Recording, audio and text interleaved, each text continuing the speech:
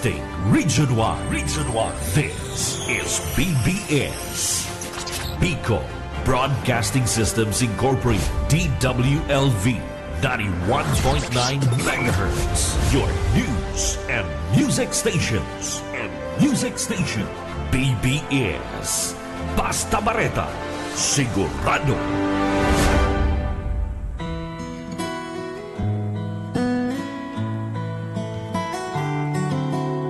Isa naman pong magandang umaga sa bawat isa na ngayon po'y bumangon na sa umagang kaiganda na pinagkalob po sa atin ng may kapal sa araw pong ito na pitsa 8 ng buwang kasalukuyan ng buwan ng Agosto. Salamat pong muli sa pagkakataon na meron tayo. Ang bawat umaga po na pinagkakalob sa atin ng Diyos ay isa pong napakadakilang pagpapala na mula ho sa ating may likha. Kaya sa bawat umaga mayroon tayo ating pong pasalamatan ang Diyos na ang Diyos na nagbibigay lagi sa atin ng pagkakataon upang mabuhay.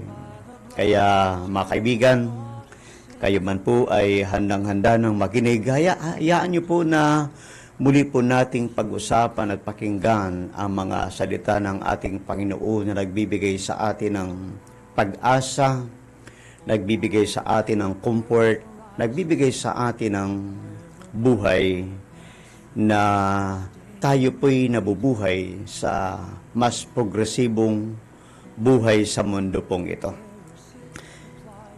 Ako po si Pastor Enteng Reyes, kasama ko po sa technician na wala pong iba si Sir Stephen Fabis.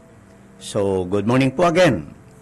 Tayo po'y magpatuloy po sa ating pag-uusapan na napakahalaga ho na nagsasabi pong, what is life? Ano ba ang buhay? Sa banal na kasulatan po may nakalagay na sabi po mismo ng salita ng Diyos, ang buhay ay hindi po nasusukat sa kung ano mayroon tayo. Sa kung ano ang naabot mo, sa kung ano ang nagawa mo, sa kung ano ang mayroon tayo sa mundo pong ito.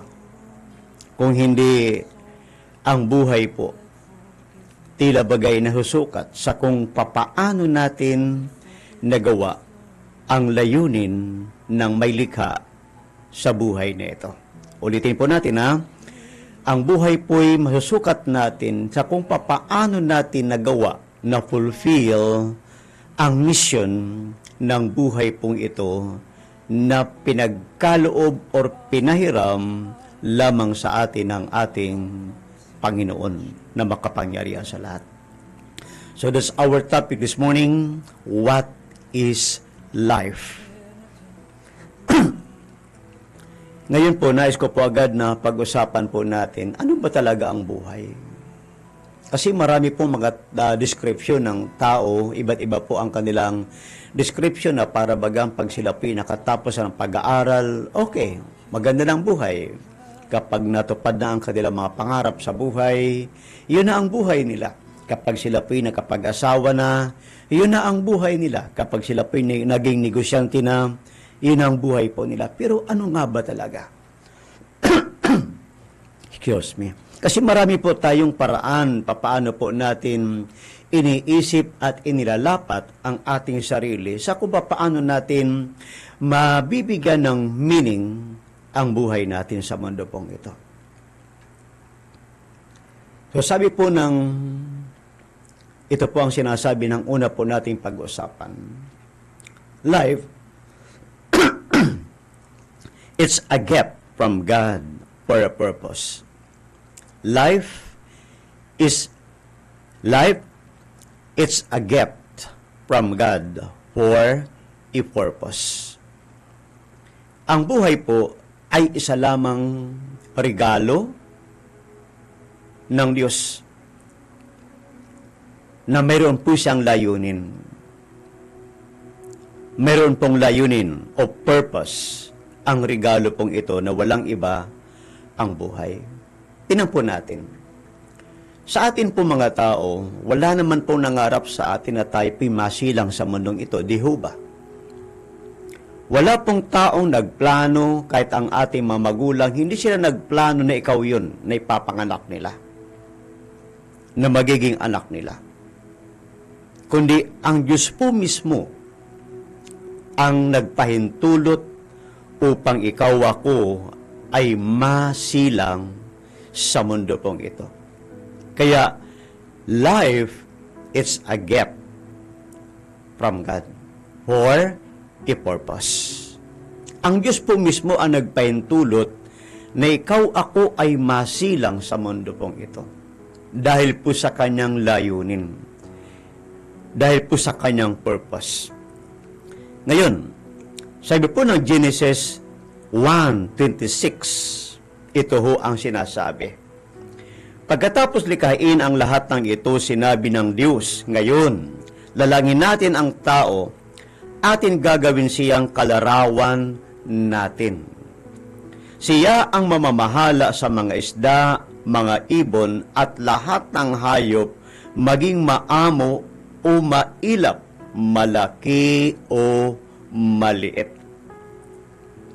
So kung ating pong papansinin, mga kaibigan, nung likhain po ng Diyos ang lahat po ng bagay na kailangan po ng tao, saka po niya sinabi, ngayon lalangin natin ang tao ayon sa ating larawan or wangis. Sa English po, according to His own image and likeness. Ayon po sa kanyang larawan at wangis. Ano po ang purpose? Ano po ang purpose ng Diyos sa pagkakalalang sa tao? Sapagkat nung lalangin po ng Diyos ang tao, binigyan niya po ito, kinomission niya po ito. Ano pong mission na gagampanan po ng tao? Pamahalaan. Ang alin po? Ang lahat ng kanyang nilikha sa mundo pong ito. So tayo po palang mga tao, hindi lang po tayo narito upang gawin natin kung ano po yung gusto po nating gawin, kundi bago pa tayo masilang, yari na ho ang mga principles, ang mga laws na ilinagay ng Diyos sa harapan natin, pagkat bukod tanging ito ho, ang magiging armas natin at paraan kung papaano natin mafulfill or may sasakatuparan ang plano o purpose ng Diyos sa buhay nating ito. Na ang lahat po ng linalang sa mundo pong ito except human being, maliban po sa mga tao, ipinasasakop sa atin ng Diyos upang ito ay pangalagaan, hindi upang sirain. Kasi ang mga bagay po na ating nakikita sa mundo pong ito ay Diyos po ang may lalang po niyan. Ipinagkatiwala niya lamang sa atin in order to preserve, to protect ang ating kapaligiran. Kaya kung titinan po natin, tinan po ninyo, marami pong bansa, matagal na po, ilang taon na po nakalilipas, gumagastos po ng ilang $1 million. Ang purpose lang po ay to protect the environment. Ang ating paligid ay maprotektahan. Kaya nag-aaral sila, inaaral lang paano ang pollution hindi masyado makaapekto. Tulad po ng nangyari pa lamang po sa ating bansa at maging sa iba pong bansa na ito pa lang pong buwan po yata ng August kung hindi ko nagkakamali. Last week, tama ba yun? Na sobra pong baha sa Manila, especially sa ibang probinsya ng Pilipinas at lalong-lalo na sa ibang bansa. So ngayon, may magagawa po ba ang tao para sanggain ang baha? Wala po magagawa ang tao. Pero ang tanong po, bakit po nangyayari sometimes ang mga bagay pong ito? Kasi ipinapaalala po sa atin ng Panginoon na tayo po bilang tao, ang una pong pinagkatiwalaan nito upang ito'y alagaan. Tama ho. Tinampo ninyo. Ang basura ho ay isa ho sa malaking budget na ilinalaan ng gobyerno para ho sa basura.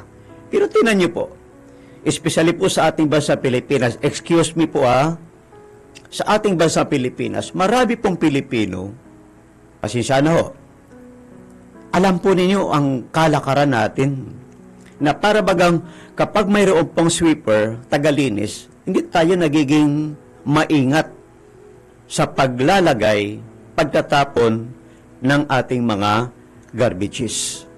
Dito po sa Naga, halimbawa, isinasabi po na i-separate ang nabubulok sa di nabubulok until now. Yan po ang malaki nating problema. So, sa mga pamamaraan pong ganoon, tila bagay hindi natin po napupulfill ang mga simpleng laws and principle na dapat nating pagyamanin bilang katiwala ng ating paligid. Can you imagine that? Ikaw ako ay linalang ng ating Panginoon upang pangalagaan. Ang una po nating role is to protect, to preserve this earth, this Mother Earth na mayroon tayong kinalalagyan ngayon. Iyan po ang ipinakita ng banal na kasulatan nung lalangin niya po ang tao, because nung lalangin po ng Diyos ang tao, naniniwala mismo ang Diyos dahil care niya o karga-karga niya ang larawan ng Diyos, yung kanyang character, image is character, likeness is function. Inaasahan po ng Diyos ng tao mag-function ng tama. Kumbaga, sa halip na ang Diyos ho ang magprotekta ng ating Mother Earth, ipinagkatiwala niya ito sa tao na kanyang linalang ayon sa kanyang wangis at imahe. Dehobaga. Ayon po sa kanyang wangis at imahe. Kaya kung ating pong titinan mga kaibigan, napakahalaga ho na maibalik po ang diwang ito, ang ating kaisipan, that you and I are created by the Lord according to His image, to His own image and likeness. Kaya kung iyon po ang pagkakaunawa mo, pagkakaunawa ko sa ating sarili, you have to respect, you have to love others. Dapat nating alagaan din, protektahan ang ating kapwa, pagkat sila man din po ay linalang ng Diyos. Kaya kung ganito po ang ating magiging thinking pattern, wari ko ho, wala pong away ang magkakapitbahay, wala po marahil away na hahantong sa korte ang magkakapitbahay, wala po marahil away. Bakit? Kasi bakit po gagawin ang masama sa iyong kapwa kung alam mo na ikaw at siya ay linalang ng Diyos ayon sa kanyang wangis at imahe? Bakit mo siya mumurahin? Bakit mo siya gagawa ng masama kung alam mo na ikaw ay mahalaga, siya naman din ay mahalaga? So lahat po tayo. Di ho baga? Kaya alam po ninyo, kung ito po ay patuloy pong mapagmumuni-muni, mabibigyan ng pansin ng bawat tao, yung disenyo or design na pagkakala lang po ng Diyos sa tao, wow! Ang ganda ho na magiging kalalabasan, even in our country, dito sa Pilipinas. Dahil nandito po, kay sa buong Isya, tama ba? Sa buong Isya, Pilipinas lang po ang Kristiyanong bansa. Sila lang po ang Kristiyano bansa na kumikilala ng totoo sa totoong Diyos. Gayon pa man, is not enough for us to know God, to have a God. Ano po yung mahalaga? We should know, we must know the principles of the living God. Kasi kapag alam po natin ang mga prinsipyo ng salita ng Diyos, magagawa nating ilapat yung ating sarili tungkol po dito. Hindi ho baga, mga kaibigan, mga kapatid na nakikinig ngayong umaga. Excuse me. Ito po yung una pong prinsipyo ng salita po ng Diyos. Kaya kung bakit sinasabi po ng Biblia, it's a gift. Life, it's a gift from God. Hindi mo talaga dinais magkaroon ng buhay. But the Lord loves you very much. That's why He created you to become a living soul. Ano pong purpose? Tulad po ng ating binanggit sa Genesis 1:26. Na hindi tayo lang base po sa larawan ng kani-kanino, kundi larawan mismo ng Diyos. Ngayon, hindi pa naman po uli ang pagkakataon, tuloy ko na po ng konti, hindi pa naman po uli ang pagkakataon. Ito pa rin po ang misyon natin bilang mga mananampalataya din po. That we must be sure that the image and likeness of God, ito po ay dahan-dahang maibalik sa atin. Papaano po?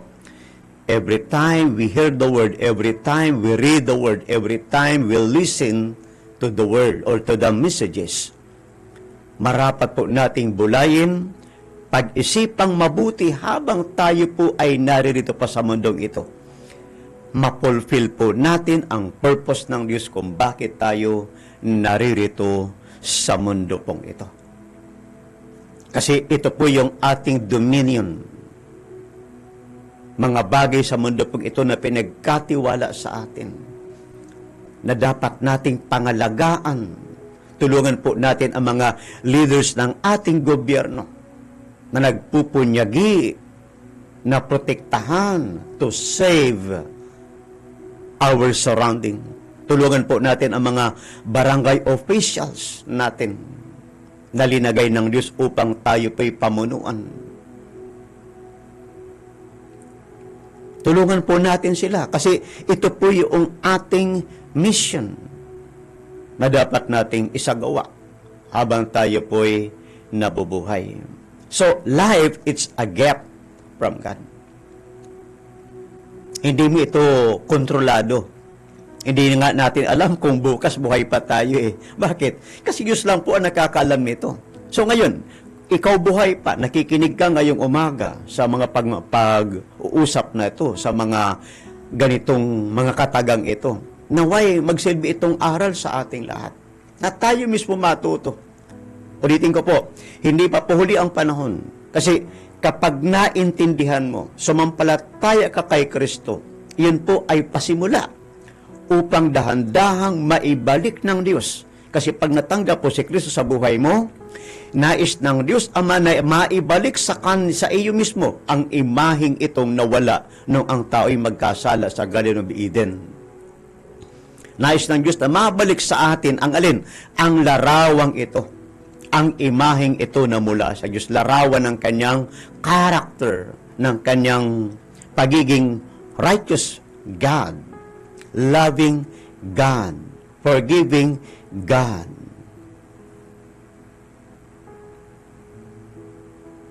Kasi ito po yung ating buhay, mga kaibigan. So ngayon, puntan po natin yung ikalawa. Kasi that's our number one. Life, it's a gift from God for a purpose. May purpose po talaga ang buhay. Kaya, kung may purpose ang buhay, sana ho, wag po natin sayangin to. Sana ho, wag po nating hayaan ang maraming bagay sa mundong ito to affect, to destroy our life. Kasi alam niyo po ba, nung magkasala po ang tao, yung mga bagay po na kanya pong dominion ay naging instrumento to destroy himself. Na dapat sana hindi. Tulad po na lamang po, mabanggit pa ko ng isang bagay. Tulad po ng mga narinig ko rin po na binabanggitin po ng ibang mga tagapangaral. Iyong marijuana ho na panggamot na gamit po ng tao to destroy themselves. Gumawa po ang tao ng iba't ibang paraan para sirain ang kanyang buhay. Kasi nga po, nawala po yung image and likeness sa tao. Pero sabi ko sa inyo kanina, nung mabalik, nung tanggapin mo si Kristo sa buhay mo bilang iyong tagapagligtas at iyong Panginoon, ibabalik po ng Diyos ang kanyang imahe sa iyo upang ikaw ay mag-perform ayon sa purpose talaga ng Diyos. Ngayon, punta po natin ikalawa. Kaya po na ikalawa, it's only a privilege given by God. Ang buhay po ay isa lamang pribilehiyo na bigay ng Diyos sa iyo. Kaya, huwag nating sasayangin. Sa bawat pagkakataon, pag-isipan natin, ito bang gagawin natin? Ito ba ay patungkol ba ito sa purpose ng buhay kong ito? Ito bang gagawin kong ito? Hindi ba ito makakasira sa akin, sa aking pamilya, sa aking mga kaibigan, sa aking pagkatao? Dahil ang buhay po ay isa lamang pribilehiyo. Hindi mo karapatan para mabuhay. Walang sino man sa atin na may karapatan para mabuhay, bagamat ang ating bansa may mga ginagawa pong mga laws and principles. Nasabi nga po, ang bata, karapatan makapag-aral, yes. Karapatan makatapagtapos, karapatan magkaroon ng magulang na tamang tahanan, tama po. Karapatan maprotektahan, tama po. Pero alam niyo ba, ang buhay po ay isa lamang na pribilehiyo. Kaya kung ang buhay po natin ay isa lamang pribilehiyo, anong gagawin natin? Pahalagahan natin ang bawat araw na mayroon tayo. See to it that in your daily living, nagagawa natin na mabuhay, na umaakma. Saan? Sa mga panuntunan ng ating Panginoon. Because this is the way to preserve our life on earth. Kung pribilehiyo po ang mabuhay, you have to value also other people.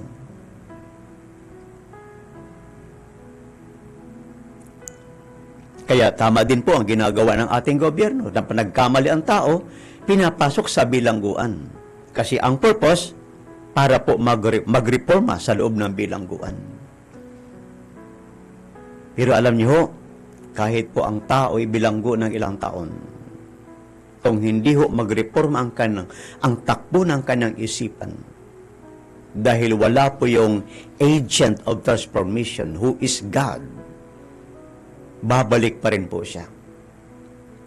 Pero pag ito po ay naunawaan ng tao. Kaya, thank you Lord. Salamat naman sa Panginoon sapagkat napakarami niya pong paraan na kahit po ang ating mga kababayan na bibilanggo po, mayroong salita ng Diyos na ipinahahayag pa rin po roon. Dahil ito lang po talaga mga prinsipyo ng salita ng Diyos ang makakatulong sa tao. Ngayon, basahin ko po ang nakalagay po sa John o sa Juan 9:4. Dapat nating gawin ang mga pinagagawa na nagsugo sa akin samantalang araw pa. Ano po sabi ni Jesus? Dapat nating gawin ang alin? Ang mga ipinagagawa nino ng may likha sa atin.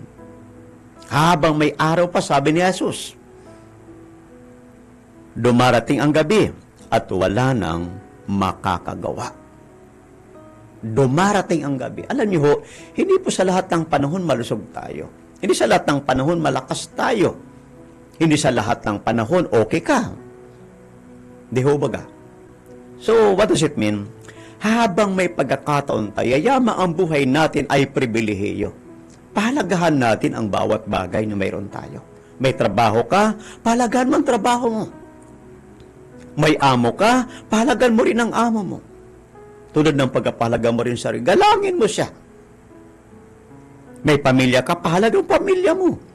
Sulitin mo ang bawat araw na kasama mo sila. Because life is only a privilege. Life is only a privilege. But this morning, mga kaibigan,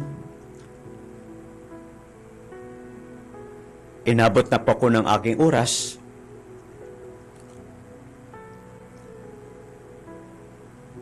Tayo pong muli ay magpasalamat sa Panginoon. Lord, salamat ng marami sa mga salita po ninyong ito na aming pong narinig ngayong umaga. Pagpalain po ninyo yung mga nakapakinig at makakapakinig pa sa Facebook account ng 91.9 FM. Kayo po ang magpala. Sa management po ng radio station pong ito, kayo pong patuloy na magbendisyon. Naway ang bawat pamilya, Mabuhay po kami sa kapayapaan at sa grasya po ninyo. Nang iyong paghahari ay mapasa amin at ang iyong kalooban ay maganap sa bawat buhay namin. Upang maganap ang kalooban po niyo dito sa lupa katulad ng sa langit. Pagpalaan niyo po ang bawat isa sa amin sa maghapong ito. Kami po'y makapagtrabaho ng mapayapa at safe sa lahat ng panahon. We honor you, Lord. In Jesus' name. Amen. Okay po, ngayong umaga, susunod na po ang programang Kakampi Mo Network News. Ayan po ay kumbaga hosted by John Bernas. Sir John Bernas. So, good morning po and bye-bye.